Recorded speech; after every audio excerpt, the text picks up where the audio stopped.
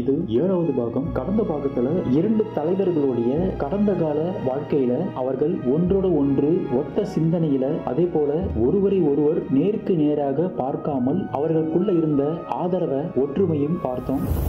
இப்போ இந்த பாகத்துல இந்த 2 தலைவர்களுமே ஒரு இடத்துல சந்திக்கிறாங்க. அதுதான் ஜெர்மன் நாட்டில் இருக்கக்கூடிய நாசியுடைய தலைமையகத்துல. இந்த 2 தலைவர்களும் சந்தித்த பிறகு ஏற்பட்ட மிகப்பெரிய விளைவுகள் குறித்து, மாற்றங்களை குறித்து நாம பார்க்க போறோம். வாங்க அறிவொளி மன்றத்துக்கு செல்லலாம்.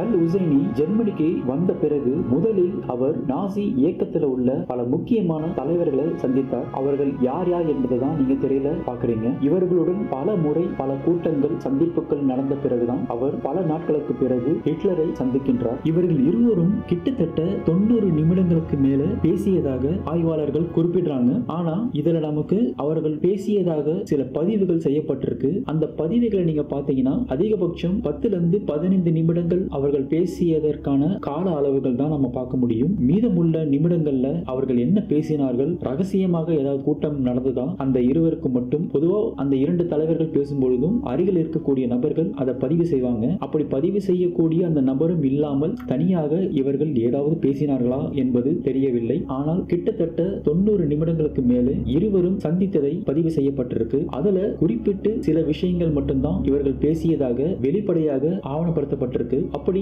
ஆவணப்படுத்தப்பட்ட அந்த ஆவணங்கள் இன்றைக்கும் லண்டன்ல பாதுகாக்கப்பட்டிருக்கிறத நம்ம பார்க்க முடியும். இந்த இருவரும் சந்தித்து பேசியதில் முதல் கட்டமாக இவர்களுடைய நோக்கங்கள் ஒன்றாக இருப்பதை இந்த ஆவணங்கள் ரொம்ப தெளிவாக எடுத்துக்காட்டுது. அதுல முதல் விஷயம், இருவரும் யூதர்களை வெறுக்கக்கூடியவர்களாக இருப்பதை நாம இந்த ஆவணத்திலிருந்து பார்க்க முடியும். அதற்கு அடுத்தபடியாக பார்த்தீங்கன்னா கம்யூனிச கொள்கைக்கு எதிராக இவர்கள் செயல்பட விரும்புவதையும் மூன்றாவதாக நாம பார்க்கக்கூடிய ஒரு விஷயம், இன்றைக்குள்ள இந்த இஸ்ரேல் பகுதியை ஆட்சி செய்த பிரிட்டிஷ் கவர்மெண்ட்டுக்கு எதிராக தாக்குதல்கள் நடத்த வேண்டும் அப்படின்ற ஒரு முனைப்போட இவர்கள் இருந்ததையும் நம்ம பார்க்க முடியும். இதையும் கடந்து சில விஷயங்கள் இருக்கு. நாம அதை பார்க்கறதுக்கு முன்னாடி இந்த கூட்டத்துக்கு பிறகும் சரி அல்லது இந்த கூட்டத்துக்கு முன்பும் சரி ஹிட்லர் எந்த அளவுக்கு அல் உசைனியை நம்பினார் அல்லது அவருக்கு எந்த அளவுக்கு முக்கியத்துவம் கொடுத்தார் அப்படின்றதுக்கு பல ஆதாரங்கள் இருக்கு. இங்க முக்கியத்துவம் அப்படின்றது தனி மனிதனுடைய முக்கியத்துவம் அல்ல, அவருடைய சிந்தனைக்கும் அவருடைய நோக்கத்துக்கும் அவரிடம் இருந்து ஏதோ சில விஷயங்களை எதிர்பார்த்து சில பலன்களுக்காக ஹிட்லர் ஜெர்மனியில் அல் உசைனிக்கு கொடுத்த முக்கியத்துவம் மிக பெரியது. அது என்ன என்பதை நம்ம இப்ப பார்க்க போறோம். இப்ப நீங்க தெரியல பார்க்கக்கூடியது நாசி அரசாங்கம் நடந்த காலகட்டத்தில் 1936 ஆடம் டூஸ் என்று அழைக்கக்கூடிய ஒரு எழுத்தாளர் அந்த காலகட்டத்தில் இருந்த மக்களுடைய பொருளாதார நிலைமைகளை குறித்து குறிப்பிட்டிருக்கிறாரு. என்னடா சம்பந்தமே இல்லாம ஏதோ ஒரு தலைப்புல ஏதோ ஒரு செய்தியை குறித்து நம்ம பார்க்கிறோம். இதுவரைக்கும் நாம அல் உசைனியும் ஹிட்லரையும் குறித்து சிந்திச்சோம். இப்ப திடீர்னு சம்பந்தமே இல்லாம பொருளாதாரத்தை குறித்து சிந்திக்கிறோமே அப்படின்ற ஒரு சந்தேகம் உங்களுக்கு ஏற்படும். இந்த விஷயத்துக்கு பிறகு உங்களுக்கு அது நாம ஏன் இதை குறிப்பிட்டோன்றது உங்களுக்கு புரியும். எந்த அளவுக்கு ஹிட்லர் அல் உசைனிக்கு முக்கியத்துவம் கொடுத்தார், அவரை மதித்தார் அப்படின்றத நாம இந்த விஷயங்கள் இது போல ஒரு சில விஷயங்களை வைத்து நாம யூகிக்க முடியும். அப்படிப்பட்ட ஒரு விஷயம் தான் இது. அன்றைய ஜெர்மன் காலகட்டத்தில் ஜெர்மன்ல வரி செலுத்தக்கூடிய மக்கள்ல கிட்டத்தட்ட 62% மக்கள் பாத்தீங்கன்னா அவர்கள் பெற்ற மாத சம்பளம் கிடையாது. இப்ப நம்ம திரையில குறிப்பிட்டிருக்கிறது வருட சம்பளம். இது 62% மக்கள் வரி செலுத்தக்கூடிய மக்கள் அவங்க பெற்ற வருட வருமானம் பாத்தீங்கன்னா 1500 ரிச் மார்க். நாம இங்க ரூபாய் என்று குறிப்பிடுறத அவங்களுடைய கரன்சியோட பெயர் தான் ரிச் மார்க். இது ஆண்டுக்கு அவர்கள் பெற்ற வருமானம். 21% பாத்தீங்கன்னா 1500 இருந்து 2400 ரிச் மார்க்ஸ் வாங்குறவங்க வருஷத்துக்கு. 17% மக்கள் பாத்தீங்கன்னா 2400 இருந்து 2500 ரிச் மார்க் வாங்கக்கூடியவங்க வருடத்துக்கு. இது ரொம்ப முக்கியம். இந்த விஷயத்தை கொஞ்சம் நினைவில் வச்சுக்கோங்க. அல் உசைனி ஹிட்லரை சந்தித்த பிறகு அவருக்கு மாதம் மாதம் சம்பளம் வழங்கப்பட்டது. இதை நாம குறிப்பிடல, வரலாற்று பக்கத்துல பதிவு செய்யப்பட்ட செய்திகள். இது எந்த அளவுக்கு உண்மையா இருக்கும், இது மாதிரி காணொளிகள்ல நாங்க பார்த்ததே இல்ல. எல்லா காணொளியும் இன்னைக்கு நடக்கக்கூடிய போர்களை பற்றியும் அவங்க பயன்படுத்தக்கூடிய ஆயுதங்களை பற்றியும் ஹமாஸ் இயக்கத்தை பற்றியும் இஸ்ரேலுடைய ராணுவ பலத்தை பற்றியும் பாலஸ்தீனத்துல எவ்வளவு மக்கள் இறந்தாங்க, இஸ்ரேல்ல எவ்வளவு மக்கள் இறந்தாங்க, என்னென்ன பேச்சுவார்த்தைகள் நடந்தன, இப்படிப்பட்ட செய்திகள் தான் நாங்க பார்க்கிறோம். இப்ப பார்க்கக்கூடிய இந்த காணொளி வரக்கூடியத வரக்கூடிய செய்திகள் யாருமே போடாததுனால, யாருமே இதை குறித்து பேசாததுனால இது உண்மைக்கு புறம்பானது, இது கற்பனையாக உருவாக்கப்பட்டது அப்படின்னு சில பேர் கமெண்ட்ல குறிப்பிடுறத நம்ம பார்க்க முடியும். இது எந்த அளவுக்கு உண்மையானது அப்படின்னு நீங்க தெரிஞ்சுக்கணும்னு நினைச்சீங்கன்னா ரொம்ப சிம்பிளான ஒரு விஷயம். நாம கொடுத்திருக்கிற இந்த ஆதாரங்கள்ல இருந்து சில முக்கியமான கீவேர்டை எடுத்து கூகுள்ல போடுங்க. உங்களுக்கு இது சம்பந்தப்பட்ட பல்வேறுபட்ட புத்தகங்கள், அதுல பதிவு செய்யப்பட்டிருக்கிற செய்திகளும், பல பல்கலைக்கழகங்கள் வெளியிட்ட ஆய்வு கட்டுரைகளும், பல ஆய்வாளர்கள் எழுதி வெளியிட்ட கட்டுரைகளும் வரிசையாக வருவதை நீங்க பார்க்கலாம். இதுல சிலர் அல் ஹுசைனுக்கு கடுகளவு கூட சம்பந்தம் இல்லை சொல்பவர்கள் கூட இப்ப நான் சொல்லப்பட்ட இந்த செய்திகள் ஆதாரங்கள் எதையுமே அவங்களால மறுக்க முடியாது. அதே போல இது முழுக்க முழுக்க அல் ஹுசைனியோடைய தூண்டுதல் தான் 100% காரணம் அப்படின்னு சொல்லக்கூடியவர்களும் சரி, இந்த ரெண்டு தரப்பு மக்களுடைய செய்திகளையும் நீங்க பார்க்க முடியும். நாம இந்த இரண்டு தரப்புடைய மக்களுடைய செய்திகளையும் எடுத்துக்கிட்டு அதுல சில உண்மைகளையும் நம்ம முன்வைத்து பேச இருக்கிறோம். பல பேர் ஒரு செய்தியை காணொளி போட்டாதான் உண்மை, எங்கோ ஒன்று அல்லது இரண்டு இருந்தா அது பொய்யாக தான் இருக்கும் அப்படின்னு முடிவு செய்து சில பேர் கமெண்ட்ல குறிப்பிடுறத நம்ம பார்க்க முடியும். உண்மையிலேயே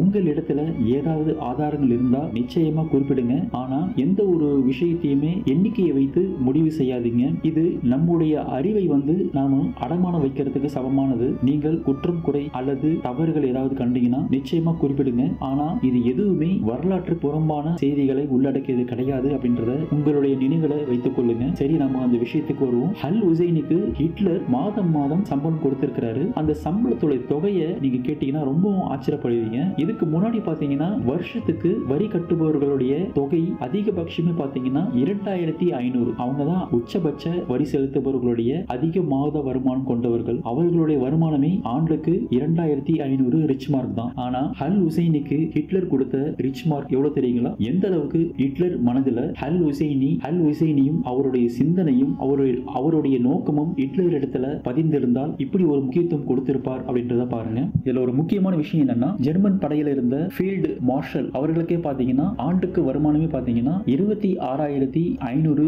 ரிச் மார்க் தான் அவங்களுக்கு கொடுக்கப்பட்ட சம்பளம். அதாவது ஒரு மாசத்துக்கே பாத்தீங்கன்னா 2500 ரிச் மார்க்கை விட குறைவான அளவு தான். அப்ப அந்த பணத்தோடைய மதிப்பு அன்றைய காலகட்டத்தில் எந்த அளவுக்கு அதிகமாக இருந்திருந்தால் வெறும் 1500 ரிச் மார்க் வாங்கக்கூடியவர்களே வரி செலுத்தக்கூடிய அளவுக்கு இருந்திருப்பாங்க அப்படின்றத பாருங்க. அதுவும் ஆண்டு வருமானம். அப்படி ஒரு சூழல்ல, அப்படி ஒரு மதிப்பு மிக்க அந்த காலகட்டத்தில் அல் ஹுசைனுக்கு ஹிட்லர் கொடுத்த பணம் மாத சம்பளம் 90,000 ரிச் மார்க் கொடுத்ததை நம்ம பார்க்க முடியும். இந்த சம்பளம் அவருக்கு மட்டும் கொடுக்கல, இதே போல அவர் கூட வந்த அவருடைய சகாக்களுக்கும் குடியிருப்புகள் மற்றும் இது போல பொருளாதார வசதிகளை ஹிட்லர் செய்து கொடுத்ததை நம்ம பார்க்க முடியும். இதே காலகட்டத்தில் தான் இந்தியாவிலிருந்து சுபாஷ் சந்திர போஸ் ஹிட்லரை சந்தித்ததை நம்ம பார்க்க முடியும். ஆனா அவருடைய நோக்கம் வேற. அவருடைய நோக்கம் பிரிட்டிஷுக்கு எதிராக போரிடுவது மட்டும்தான். அதே போல ஹிட்லரும் சுபாஷ் சந்திர போஸுக்கு எந்த அளவுக்கு முக்கியத்துவம் கொடுத்து அவருக்கு உதவ வேண்டுமோ அந்த உதவிகள் மட்டும்தான் கிடைத்தது. ஆனா அல் ஹுசைனுக்கு ஹிட்லர் கொடுத்த முக்கியத்துவம் முற்றிலுமாக வேறுபட்ட ஒரு விஷயம். இந்த இரண்டு தலைவர்கள் மட்டும் கிடையாது, ஹிட்லரை வேறு சில தலைவர்களும் சந்தித்து பேசியிருக்கிறார்கள். இப்படி யாருக்குமே இந்த அளவுக்கு முக்கியத்துவம் அவர்கள் ஹிட்லர் கொடுத்ததாக நம்ம பார்க்க முடியாது. அல் ஹுசைனுக்கு மட்டும்தான் தேசத்திலேயே மிக உயர்ந்த அளவுக்கு முக்கியத்துவம் கொடுத்து அவரை உயர்த்தி இருக்கிறத நம்ம பார்க்க முடியும்.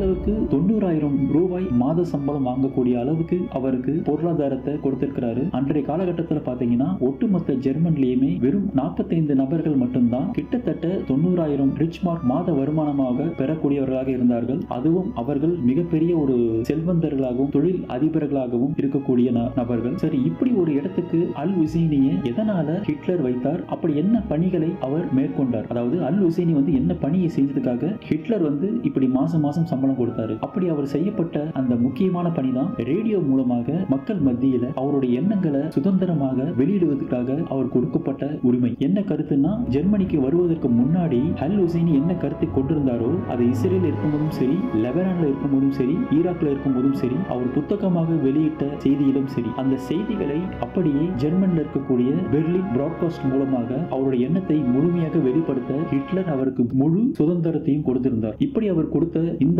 பணிக்காக தான் மாத சம்பளமாக 90,000 ரூபாய் கொடுக்கப்பட்டது. அல் ஹுசைனி இந்த வாய்ப்பை நன்கு பயன்படுத்தி கொண்டு உலக அளவுல அவருடைய கருத்துக்கள் மிகவும் பேசப்பட்ட ஒரு செய்தியாக இருந்தது அந்த காலகட்டத்தில். அப்படி என்ன செய்தியை அவர் பெர்லின் பிராட்காஸ்ட் மூலமாக பேசினார் அப்படின்னு பாத்தீங்கன்னா 1942 ரேடியோ மூலமாக யூதர்களை கொலை செய்வதை குறித்து வெளிப்படையாகவே பேசியிருக்கிறார். இந்த பேச்சுக்கள் உலக அளவுல அன்றைய காலகட்டத்தில் பேசும் பொருளாக இருந்ததை நம்ம பார்க்க முடியும். இதே போல 1943 அதாவது நவம்பர் மாதம் 2ஆம் தேதி ஜெர்மனி ராணுவம் ரோம் தேசத்தை கைப்பற்றிய பிறகு அங்கிருந்த யூதர்களை கட்டுப்படுத்திய பிறகு 3 வாரங்களுக்குள்ள Al Husseini German Berlin broadcast radio மூலமாக தன்னுடைய யூத விரோத பேச்சை வெளிப்படுத்த ரேடியோவை பயன்படுத்தியதை நம்ம பார்க்க முடியும். இப்படி பல மாதங்களாக யூத வெறுப்பை குறித்து பிரச்சாரம் செய்து வந்த அல் ஹுசைனி 1947 மார்ச் மாதம் 1ஆம் தேதி பாத்தீங்கன்னா அரபு மக்களை நோக்கி ஒரு முக்கியமான விஷயத்தை அவர் பதிவு செய்தார். யூதர்களை எங்கு கண்டாலும் கொல்லுங்கள் என்ற ஒரு செய்தியை வானொலி மூலமாக அரபு உலகுக்கும் சரி மேற்கத்திய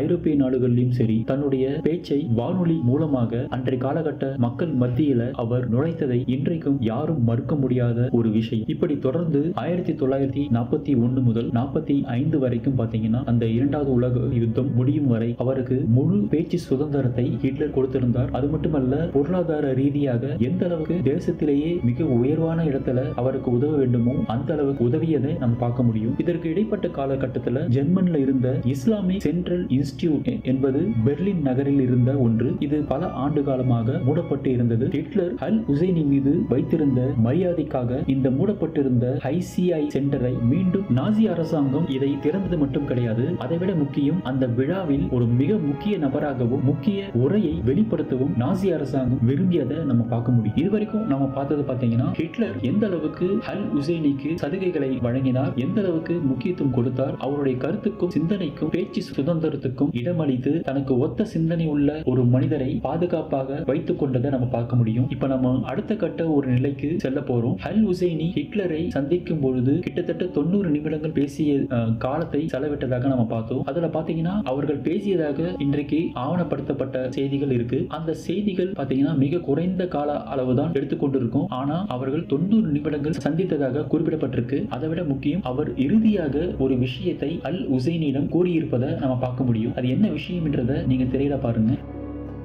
அல் ஹுசைனுடைய வேண்டுகோளை ஏற்றபடி ஹிட்லர் ஐரோப்பாவில் இருக்கக்கூடிய ஒட்டுமொத்த யூதர்களையும் கம்யூனிசவாதிகளையும் அழிப்பதாக அல் ஹுசைனியிடம் உத்தரவாதம் அளித்ததை நம்ம பார்க்க முடியும். அது மட்டும் கிடையாது, அதற்கு பிறகு யூரோப்பாவில் யூதர்களை ஒழித்த பிறகு அரபு தேசங்களில் வாழக்கூடிய யூதர்களை இந்த இடத்துல ஹிட்லர் குறிப்பிட்டு யூத தனிமத்தை ஒட்டுமொத்தமாக அழிப்பதாக அல் ஹுசைனியிடம் உத்தரவாதம் அளித்ததை நம்ம பார்க்க முடியும். இப்படி அங்க இருக்கக்கூடிய யூதர்களை ஒழித்த பிறகு முஃப்டி அதாவது அல் ஹுசைனி அரபு தேசங்களுடைய செய்தி தொடர்பாளராக இருப்பார் அப்படின்ற ஒரு உத்தரவாதத்தை ஹிட்லர் கொடுக்கறத நம்ம பார்க்க முடியும். இதை விட ஒரு முக்கியமான விஷயம், ஏற்கனவே அவங்க திட்டமிட்டபடி ஒரு ரகசிய திட்டமானது அல் ஹுசைனி தொடங்குவது அவருடைய பணியாக இருக்கும் அப்படின்றத ஹிட்லர் அந்த இடத்துல குறிப்பிட்டு சொல்வதை நம்ம பார்க்க முடியும். இதன் மூலமாக நமக்கு ஒரு விஷயம் தெரியக்கூடியது என்னன்னா, இந்த இடத்துல நடந்த கூட்டமானது புதிதாக நடந்த கூட்டம் கிடையாது, இதற்கு முன்பும் சில விஷயங்கள் நடந்திருக்கணும். அப்படி இல்லை அப்படின்னா இந்த கூட்டத்திலேயே இவர்கள் ரகசியமாக பேசுவதற்காக ஒதுக்கப்பட்ட நேரங்கள்ல இப்படிப்பட்ட விஷயங்கள் அவங்க பேசியிருக்கணும். அதனுடைய வெளிப்பாடுதான் இந்த இடத்துல அவர் ரகசியமாக தீட்டி வைத்திருக்கிற திட்டத்தை செயல்படுத்துவதற்கு ஹிட்லர் நேரத்தை குறிப்பிடுவதை நம்ம பார்க்க முடியும். இதுவரைக்கும் நம்ம பார்த்த இந்த செய்திகள்லாம் தவிர இன்னும் பல விஷயங்கள் அவங்க சாதாரணமாக பேசியிருப்பாங்க. இப்படிப்பட்ட விஷயங்கள் எல்லாமே பதிவு செய்யப்பட்டிருக்கு. இந்த பதிவு செய்யப்பட்ட விஷயங்கள் எல்லாமே பார்த்தீங்கன்னா லண்டன்ல இருக்கக்கூடிய ஜெர்மனுடைய அந்த ஃபாரின் பாலிசி 1918 இருந்து 1945 வரைக்கும் இருந்த அந்த ஆவணம் எல்லாமே பாதுகாக்கப்பட்டு வருது. நம்ம கடந்த காணொலியில ஒரு விஷயத்தை பார்த்தோம். ஹிட்லர் 1941க்கு முன்னாடியே, அதாவது அல் ஹுசைனியை சந்திப்பதற்கு முன்பே பல யூத கொலைகள் நடந்ததாக சில விஷயங்களை பார்த்தோம். அதிலேயே சில மறுப்புகளையும் நம்ம தெளிவாக பார்த்துட்டோம். நாசியுடைய அரசாங்க ஆணையிலிருந்து வெளிப்படாத கட்டளைகளுடைய செய்திகள் அப்படின்றத. ஆனா இன்னொரு முக்கியமான விஷயம் இருக்கு, அதுதான் ரஷ்யாவில் நடந்த 1 மில்லியன் யூத கொலைகளை ஹுசைன் வருவதற்கு முன்பே இந்த கொலைகள் நடந்ததாக சில ஆய்வாளர்கள் குறிப்பிடுவாங்க. ஆனா திட்டவட்டமா பார்க்கும்பொழுது அந்த இடத்துல பல்வேறுபட்ட முரண்பாடுகள் இருக்கிறத பல ஆய்வாளர்கள் குறிப்பிடுவதை நம்ம பார்க்க முடியும். குறிப்பிட்டு இந்த விஷயங்கள் ஹிட்லர் இப்படிப்பட்ட ஒரு முடிவை எந்த காலகட்டத்தில் காலகட்டத்தில் எடுத்தார் அப்படின்றத தெளிவாக நம்ம பார்க்கணும்னா அல் ஹுசைனியை சந்தித்து அதற்கு 2 வாரங்களுக்கு பிறகுதான் இப்படிப்பட்ட ஒரு விஷயமே நடந்தது. இதற்கு முக்கியமா ஆதாரமாக இருக்கக்கூடிய விஷயம் என்னன்னா, அதுவரைக்கும் ஜெர்மன் படையானது அமெரிக்காவுக்கு எதிராக போர் தொடுக்கவில்லை. அதாவது அது உலக போராக மாறவில்லை, அது ஐரோப்பிய போராக மட்டும்தான் இருந்தது. எப்போ அமெரிக்கா மீது போர் தொடுத்ததோ அந்த நேரத்தில் இருந்துதான் அது உலக போராக கருதப்பட்டது. இந்த காலகட்டம் தான் டிசம்பர் மாதம் 11ஆவது தேதி 1941ல இப்படி ஒரு விஷயம் தொடங்கியது. இதுதான் மிகப்பெரிய உச்சகட்ட 2ஆம் உலக போருடைய அடுத்த கட்ட நிலைக்கு கொண்டு போனது. இந்த காலகட்டத்துக்கு பிறகுதான் ஹிட்லர் வெகுஜன கொலையை தொடங்க ஆரம்பிச்சாரு. குறிப்பிட்டு சொல்லணும்னா அல் ஹுசைனி நவம்பர் மாதம் 28ஆம் தேதி ஹிட்லரை சந்திக்கிறாரு. அதிலிருந்து 2 வாரங்களுக்கு பிறகுதான் இந்த விஷயமானது தொடங்குவதை நம்ம பார்க்க முடியும். ஹிட்லருடைய முதல் முறையாக யூதர்களுடைய வெகுஜன கொலையை குறித்து அவர் வெளியிட்ட கட்டளை அல் ஹுசைனியை சந்திப்பதற்கு பிறகுதான் நடந்தது என்பதற்கு ஒரு முக்கிய ஆதாரமாக நீங்க இந்த செய்தியை பார்க்கறீங்க. அவரை சந்தித்தது நவம்பர் மாதம் 28ஆம் தேதி. அதற்கு அடுத்த நாள் பாத்தீங்கன்னா ஹிட்லர் ஒரு கட்டளையை ஹைட்ரிச்சுக்கு கொடுக்கிறாரு. அது என்னன்னா, ஹிட்லர்களுடைய இந்த இறுதி தீர்வை, அதாவது இதை நம்ம வெகுஜன கொலை அப்படின்றது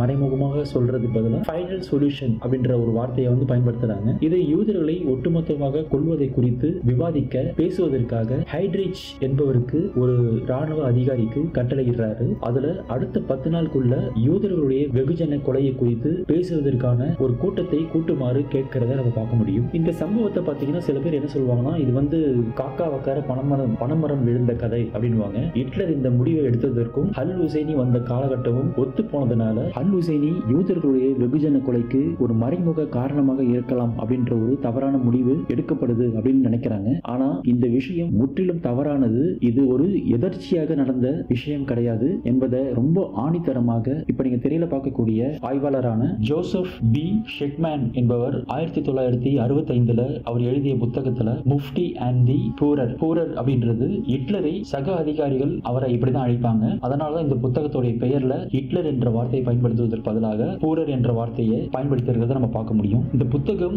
2ஆம் உலக போருடைய இந்த சம்பவத்துக்கு மிக நெருக்கமான காலகட்டத்தில் எழுதிய புத்தகம் அப்படின்றத நம்ம நினைவில் வைக்க வேண்டிய ஒரு விஷயம். நாம ஏதோ ஒரு குறிப்பிட்ட ஒரு விஷயத்தை மட்டும் மையப்படுத்தி சம்பந்தப்படுத்தவில்லை. இதுக்கு முன்னாடி நீங்க பல விஷயங்களை பார்த்திருப்பீங்க. அது எல்லாத்தையுமே ஒட்டுமொத்த கண்ணோட்டத்தில் பார்க்கும்பொழுதுதான் நமக்கு ஒரு தெளிவான விஷயம் புரியும். இது மட்டுமல்ல, இன்னமும் சில விஷயங்கள் இருக்கு பாருங்க. இப்ப நம்ம பார்க்கிறது அல் ஹுசைனி நாசி அதிகாரிகளோட தொடர்பு கொண்டு அவர்கள் யூதர்களை கொல்வதற்கு பல்வேறுபட்ட உதவிகளையும் தூண்டுகோலாக இருந்ததை சில சான்றுகள் மிகவும் தெளிவாக எடுத்துக்காட்டுது. அது என்ன என்பதை நீங்க தெரியல பாக்குறீங்க. அவரது முக்கியத்துவத்தை புறக்கணிக்க கூடாது அப்படின்னு 1941ல அடால்ஃப் ஹிச்மேனின் துணை டைரக்டர் விஸ்லி செனி வலியுறுத்தி இருக்கிறத நம்ம பார்க்க முடியும். முக்கியத்துவத்தை புறக்கணிக்க கூடாது அப்படின்ற ஒரு விஷயத்தை வச்சுக்கிட்டு அவர் யூதர்களுடைய கொலையோட சம்பந்தப்பட்டவர் என்று எப்படி நம்ம கூற முடியும் அப்படின்னு நீங்க நினைக்கலாம். நாசியோடைய ராணுவ அதிகாரிகளே அவருடைய வார்த்தைக்கு கட்டுப்படுறாங்க அப்படின்னா அது எந்த அளவுக்கு அவங்களுக்குள்ள இருக்கிற நெருக்கம் இருந்திருக்கும், எந்த அளவுக்கு அவருடைய வார்த்தைக்கு முக்கியத்துவம் கொடுத்திருப்பாங்க அப்படின்றத பாருங்க. நாசி அதிகாரிகளே சர்வாதிகாரிகள் யாருடைய வார்த்தைக்குமே கட்டுப்பட மாட்டாங்க.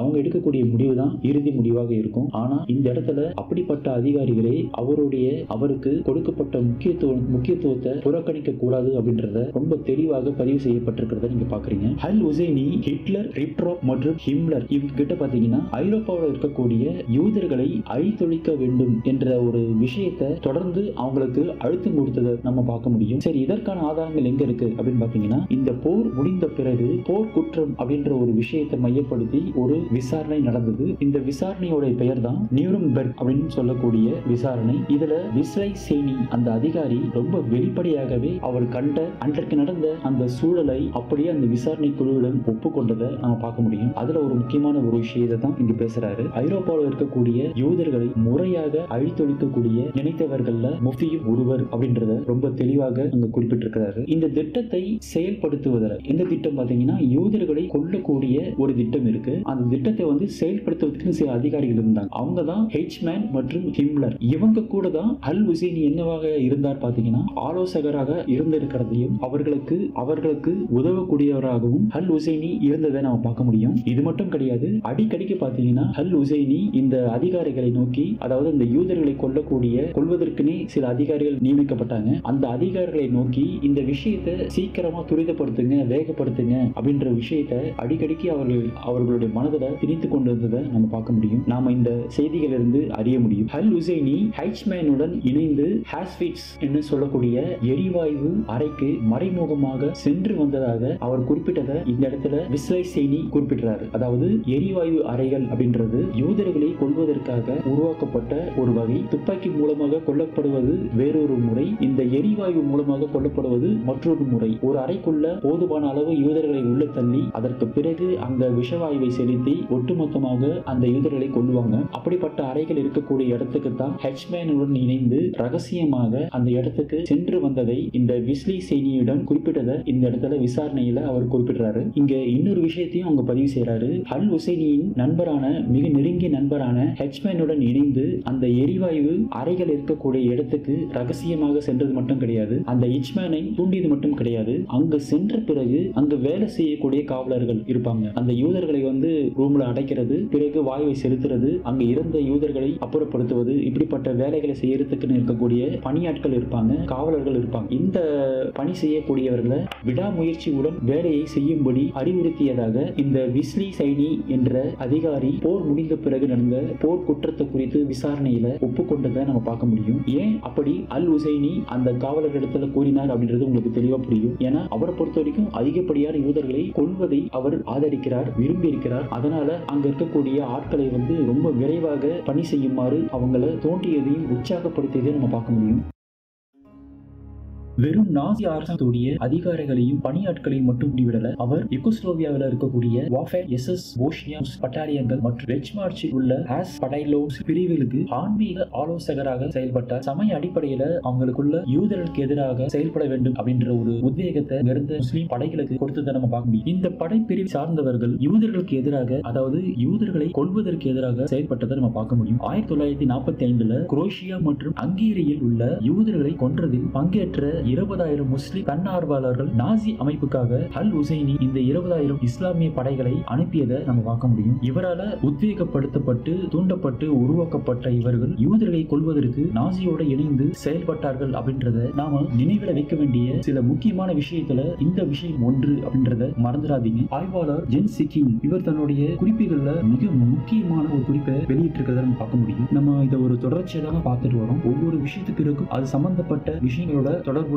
ஒரு விஷயத்தை தான் நம்ம பார்க்கிறோம். அப்படி ஒரு தொடர்புபட்ட ஒரு விஷயம் தான் அல் ஹுசைனி 1943 ஐரோப்பாவில் இருக்கக்கூடிய யூதர்கள் முகாம்களை விட்டு வெளியே வந்துடக்கூடாது அப்படின்றதுக்காக அவர் ரொம்ப அக்கறையோட விடாமுயற்சியோட செயல்பட்டதை நம்ம பார்க்க முடியும். பல்கேரியா அப்படின்ற ஒரு தேசம், இந்த தேசத்தில் இருக்கக்கூடிய 4,000 யூத குழந்தைகள் பிறகு 500 பெரியவர்களையும் பாலஸ்தீனத்திற்கு அனுப்புவதற்கு ஒரு திட்டம் வச்சிருந்தாங்க. அவங்க மேற்கொண்ட அந்த முயற்சிகளை கண்ட ஹுசைனியால் பொறுத்துக் கொள்ள முடியல. உடனே அவங்களுக்கு ஒரு கடிதத்தை எழுதுறாரு வெளியுறவு அமைச்சர். இது அனுப்பப்பட்ட தேதி பாத்தீங்கன்னா மே மாதம் 6ஆம் தேதி 1943 இந்த கடிதமானது அல் ஹுசைனி அனுப்பி இருக்கிறாரு. அந்த கடிதத்துல என்ன குறிப்பிட்டிருக்காரு அப்படின்னு பாத்தீங்கன்னா, யூதர்கள் உங்கள் நாட்டில் இருந்து புலம்பெயர்வதை தடுப்பது மிகவும் பொருத்தமானது, அது மட்டும் இல்ல அது மிகவும் சாதகமாகவும் இருக்கும் அப்படின்ற ஒரு செய்தியை அவங்களுடைய மனதில் பதிவு செய்வதற்காக இவர் அனுப்பிய கடிதத்துல குறிப்பிட்டிருக்கிறார். இது மட்டும் இருந்தா அவர் பாலஸ்தீனத்துக்கு வரக்கூடிய அந்த மக்களை தடுக்கிற முயற்சி செய்யறார் அப்படின்றத நம்ம பார்க்க முடியும். இவருக்கு வெகுஜன கொலையில எந்த அளவுக்கு பங்கு இருக்கு அப்படின்றதுக்கு இவர் குறிப்பிட்ட அடுத்த வரிகள் பாத்தீங்கன்னா நமக்கு தெளிவாக எடுத்துக்காட்டுது. அதற்கு பதிலாக, அதாவது பாலஸ்தீனத்திற்கு அனுப்புவதற்கு பதிலாக கடுமையான கட்டுப்பாட்டில் வைக்கப்படும் இடத்திற்கு அனுப்ப வேண்டும் என்ற எடுத்துக்காட்டாக போலந்துக்கு. இதனால் அவர்கள் அவங்க மூலமா வரக்கூடிய ஆபத்தை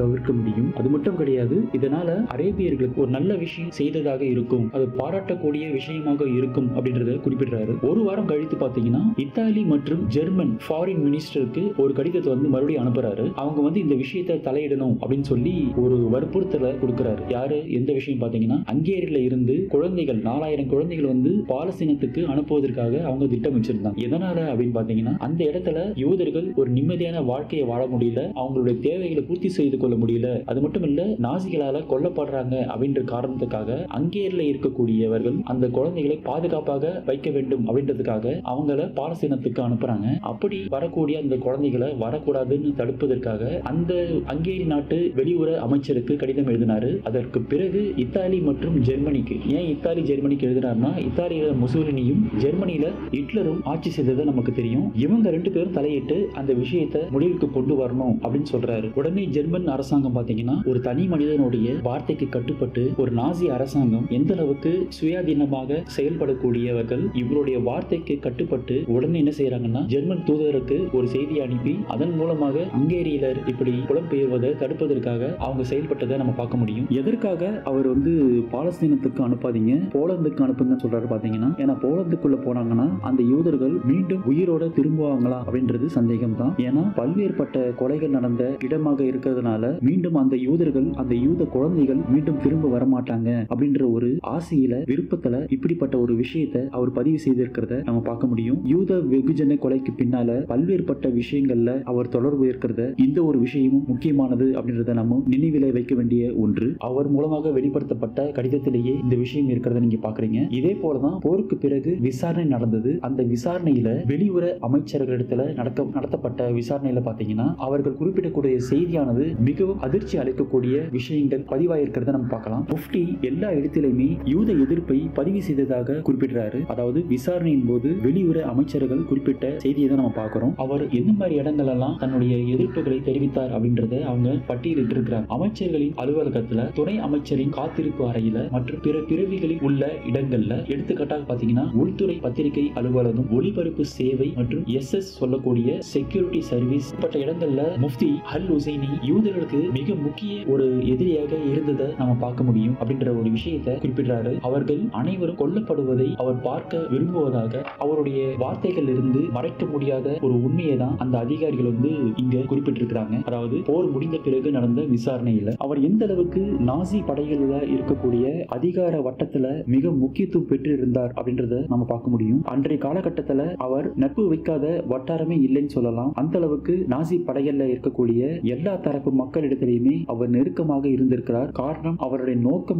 யூதர்களை ஒட்டுமொத்தமாக இந்த நாசி அரசாங்கத்தை பயன்படுத்தி ஒழிக்க வேண்டும் அப்படின்றதுல ரொம்ப தீவிரமாக இருந்ததை நம்ம பார்க்க முடியும். ஹிட்லர் படையில் இருந்த அனைத்து அதிகாரிகளுமே இவருடைய வார்த்தைக்கு கட்டுப்பட்டவர்கள் அப்படின்றத நம்ம பார்க்க முடியும். இதனுடைய அடித்தளத்தை நாம தொடக்கத்திலிருந்தே பார்க்கலாம். அவர் ஜெர்மனிக்கு வருவதற்கு முன்பே அவருடைய புத்தகங்கள், அவருடைய பேச்சுக்கள் இவைகள் எல்லாமே பாத்தீங்கன்னா ஜெர்மன் மொழியில நாசி படைகள் மத்தியில மிகவும் புகழ்பெற்று இருந்ததை நம்ம பார்க்க முடியும். இதன் மூலமாகத்தான் ஹிட்லரால அல் ஹுசைனிக்கு மிகப்பெரிய ஒரு சுதந்திரத்தை ஜெர்மன்ல அவருக்கு கொடுக்கப்பட்டதை நம்ம பார்க்கலாம். இந்த அடிப்படையில தான் மற்ற அதிகாரிகள் எல்லோருமே அவருக்கு கட்டுப்பட்டு அவருடைய வார்த்தைக்கு முக்கியத்துவம் கொடுத்து நடந்து கொண்டதை நம்ம பார்க்க முடியும். இதுவரைக்கும் நம்ம பார்த்த அந்த அதிகாரிகளுடைய மத்தியில அல் ஹுசைனியுடைய வார்த்தைகள் எந்த அளவுக்கு திணிக்கப்பட்டது அப்படின்றத பார்த்தோம். இதே போலதான் நாசியுடைய வெளியுறவு அமைச்சர் ஜோகி வான் ரிப்ட்ராப் இவர்களுடைய ஒப்புதல்ல அவர் சுதந்திரமாக பேசியத பல விஷயங்களை நம்ம பார்க்க முடியும். அந்த விஷயங்கள்ல பாத்தீங்கன்னா அவர் லெபனான்ல மற்றும் ஈராக்ல மற்றும் அதற்கு முன்பு இருந்த ஜெருசலேம்ல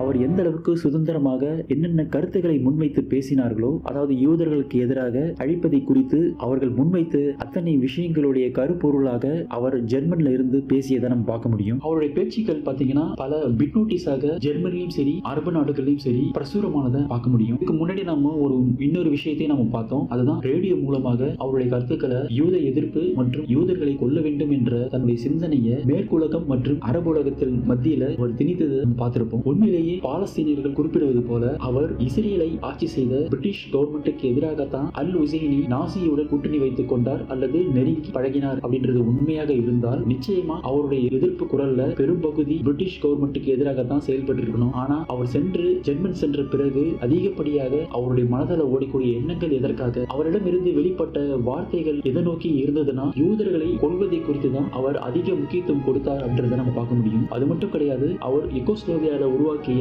முஸ்லிம் படை ஆலோசகராகவும் இருந்தது மட்டும் கிடையாது, அந்த படையை வழிநடத்தக்கூடிய அளவுக்கு அங்கு அவர் முக்கியத்துவம் பெற்றிருந்தார். உண்மையிலே அவர் பிரிட்டிஷ் கவர்மெண்ட்டுக்கு எதிராக செயல்பட்டு இருக்கணும் அப்படின்னு நினைச்சிருந்தார்னா அந்த படையை இஸ்ரேலுக்கு அனுப்பி பிரிட்டிஷ் கவர்மெண்ட்டுக்கு எதிராக போரிட வைத்திருக்கலாம். ஆனா அவர் செய்தது என்னன்னா நாசியுடன் இணைந்து யூதரை கொள்வதற்கு தான் அந்த படையை பயன்படுத்திக்கிட்டாரு. இதே காலகட்டத்தில் தான் சுபாஷ் சந்திர போஸும் ஹிட்லரை சந்தித்ததை நம்ம பார்க்க முடியும். ஆனா அவருடைய நோக்கம், அவர் உருவாக்கிய படை பாத்தீங்கன்னா பிரிட்டிஷ் கவர்மெண்ட்டுக்காக மட்டும்தான் செயல்பட்டாங்க. ஆனா அல் ஹுசைனி நாசியை சந்தித்தது பிரிட்டிஷ் கவர்மெண்ட்டுக்காக எதிராக செயல்படுவது அப்படின்றது ஒரு இரண்டாம் பட்சமாகத்தான் இருந்ததை ஒழிய முதற் காரணமாக இருந்தது. அவர் அங்கு சென்றது எதற்காக அப்படின்னு பாத்தீங்கன்னா யூதர்களை ஒட்டுமொத்தமாக அழிக்கக்கூடிய தன்னுடைய எண்ணத்தை வெளிப்படுத்துவதற்கு தான் அந்த இடத்தை பயன்படுத்திக்கிறாரு. இன்னும் சொல்ல போனா தவறான முறையில இந்த இரண்டாம் உலக போர் வந்ததே யூதர்களால் தான் அப்படின்ற ஒரு செய்தியை, அந்த வெறுப்புணர்வை ஐரோப்பிய மக்கள் மத்தியிலையும் அரேபிய உலகத்திலையும் இந்த விஷயத்தை மீண்டும் மீண்டும் அவர் திணித்ததை நம்ம பார்க்க முடியும். இவர் திணிக்கப்பட்ட யூத வெறுப்பின் காரணமாக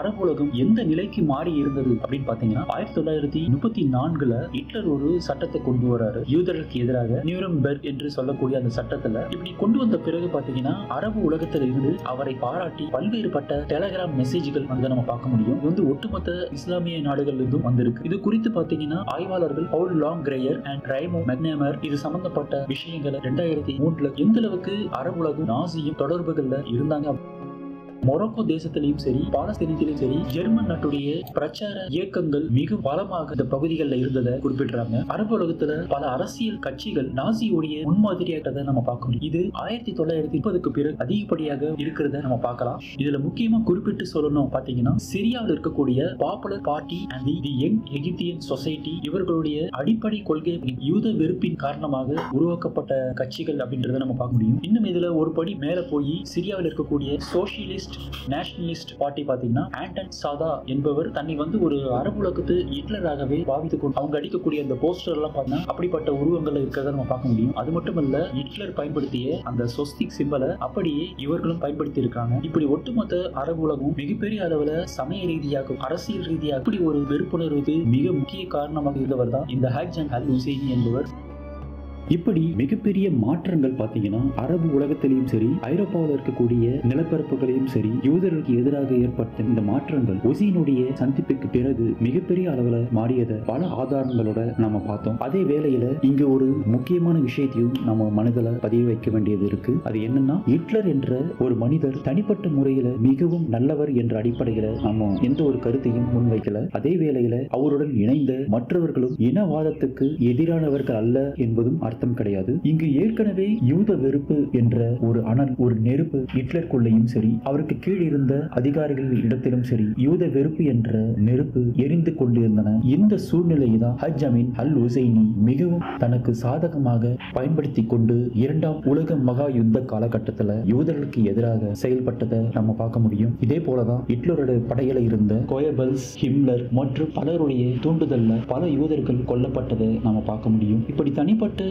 விரோதத்தால தனிப்பட்ட பாதிப்புகளால யூதர்களுக்கு எதிராக செயல்பட்ட இந்த அதிகாரிகளும் சரி அல் ஹுசைனியும் சரி ஹிட்லரிடம் இருந்த பலகீனத்தை பலமாக்கியவர்கள் என்பதுல எந்த விதமான சந்தேகமும் இல்லை. வரலாற்று ஆய்வாளர்கள்ல பலருடைய குறிப்புகளை நம்ம பார்த்தோம்னா ஹிட்லர் யூதர்களுக்கு எதிராக முடிவெடுப்பதில் 100% பலமானவர் என்பதுல மிகப்பெரிய சந்தேகங்கள் இருக்கிறத நம்ம பார்க்க முடியும். இப்ப நீங்க திரையில பார்க்கக்கூடிய ஜெர்மன் ஸ்காலர் ஹான்ஸ் மோம்சன் இந்த கருத்தை மிக தெளிவாக பதிவு செய்திருக்கிறத அவருடைய ஆய்வுகள் மூலமாக நம்ம பார்க்க முடியும். என்னதான் சம்பந்தப்பட்டவர்கள் பலர் இருந்தாலும் அன்றைய காலகட்டத்தில் ஜெர்மனி படைகள் சரணடைந்த பிறகு இந்த போரில் தன்னுடைய தோல்வியை ஒற்றுக்கொண்ட பிறகு இந்த குற்றத்துக்கு காரணமாக இருக்கக்கூடிய ஹிட்லர் தற்கொலை செய்து கொண்டதை நாம் அறிந்த ஒரு விஷயம் தான். அது மட்டுமல்ல சக அதிகாரிகள் இவருக்கு கீழ் பணிபுரிந்த அதிகாரிகள் தூக்கிலிடப்பட்டும் அதற்கு முன்பும் இறந்து போனார்கள். இந்த உலக நாடுகளின் தலைவராக தன்னை பாதிக்கக்கூடிய அமெரிக்கா எப்படி இந்த ஹஜ் அமீன் அல் ஹுசைனியை தப்பிக்க செய்தது என்பதை நம்ம பார்க்க போறோம். இது ஒரு ஆச்சரியமான விஷயம். அமெரிக்கா ஜெர்மனிக்கு எதிராக ஹிட்லருக்கு எதிராக போரிட்டாலும் யூதர்களுக்கு ஆதரவாக இருந்தாலும் இவர்களுடைய பல லட்சம் மக்களின் படுகொலைக்கு மறைமுக காரணமான ஹஜ் அமீன் அல் ஹுசைனியை விசாரணையில் தப்பிக்க வைத்ததை நாம பார்க்க போறோம். இந்த போர் குற்றத்தில் இருந்து எதனால அமெரிக்கா இவரை தப்பிக்க வைத்தது அதற்கு பின்னாடி இருந்த ஒரு முக்கியமான ஒரு திரவம் காரணமாக இருக்கிறது. அது என்ன என்பதை நம்ம அடுத்த பாகத்துல பார்க்க போறோம். அந்த போர் குற்றத்தை குறித்து நடந்த விசாரணைகளை குறித்து நாம பார்க்க போறோம். நன்றி, வணக்கம்.